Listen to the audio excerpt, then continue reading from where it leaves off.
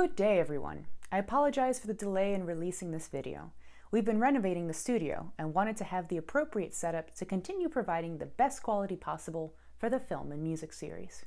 So far, we have discussed two ways that themes are used in the art of storytelling within the realm of scoring: to convey the inner workings of a character without using dialogue and to show a character's development. Today, we are going to discuss how themes and sonic motifs are used to foreshadow events and/or reveal secrets or twists using examples from Jaws, Jurassic Park, and The Sixth Sense. If you have not seen any of these films, please do so before watching this video because it contains many spoilers. So let's begin. Many of us are familiar with John Williams' famous two-note motif from Jaws. So much so that we often use the motif in everyday conversation, most often comically when we are sneaking up on someone or attempting to steal their food, or, under our breath, to accompany a disliked person such as a difficult boss as they enter the room. This is because in the film, the motif was used to foreshadow the presence of a monstrous fish before entering the scene, usually before charging an unsuspecting victim or protagonist. In the film, the motif usually starts slowly to foreshadow the impending charge and eventual reveal of the shark. Simple, yet legit. Moving on, remember this?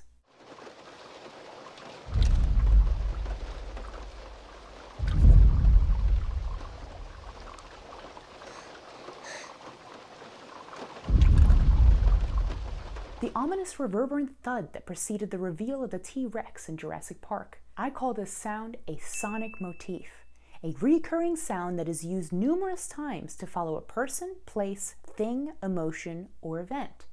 Like in War of the Worlds, the blaring, distorted horn that meant the arrival of the aliens.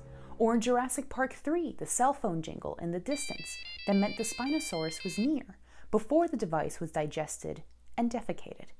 Oftentimes in suspense, thrillers, and horror, like in One Missed Call, sounds are used instead of melodic themes to draw a viewer into a film and develop a psychological association with an antagonist. So whenever the sound is heard, the viewer may develop tension and the exhilarating anticipation for what may turn into a jump scare or an adrenaline-pumping chase. Last on our list, The Sixth Sense. This is by far my favorite use of themes that I've discovered since beginning my journey of analyzing film scores.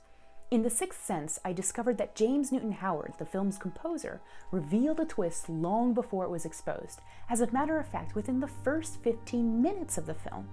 Let's fast forward in the film and listen. In this scene, Cole, played by Haley Joel Osment, confides in Dr. Malcolm Crowe, played by Bruce Willis, and reveals his secret, that he sees dead people. Once Malcolm realizes Cole means that he sees them like folks, walking around like everybody else, the Sixth Sense theme plays underneath. In any casual instance where the viewer requires the Sixth Sense to see or hear the dead or person in the scene, one will hear the Sixth Sense theme. Dead people like in graves and coffins? Walking around like regular people. They don't see each other. They only see what they want to see. They don't know they're dead. How often do you see them? All the time.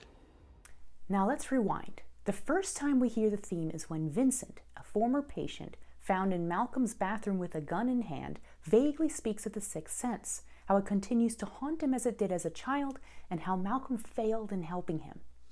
Ben Friedkin. Some people, they call me Freak. Ronald Sumner. I am a freak looking. Vincent Gray.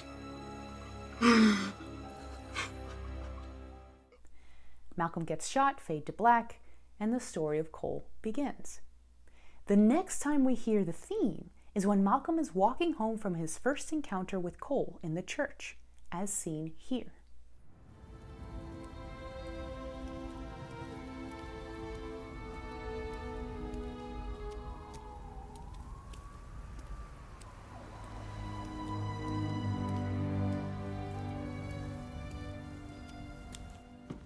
me.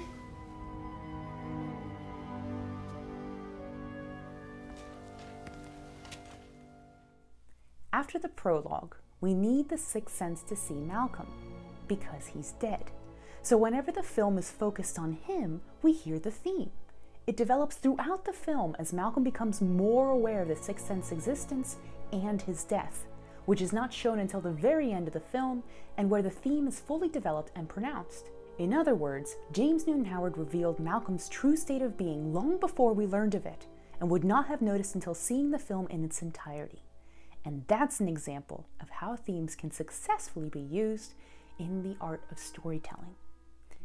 That concludes our mini-series on the use of themes. Hope you all learned something about the science of film scoring, and that there's more to successful film score than just sounding good. Tune in next time as we discuss the difference between a score and a soundtrack, a common misconception in the world of film music. Ciao for now.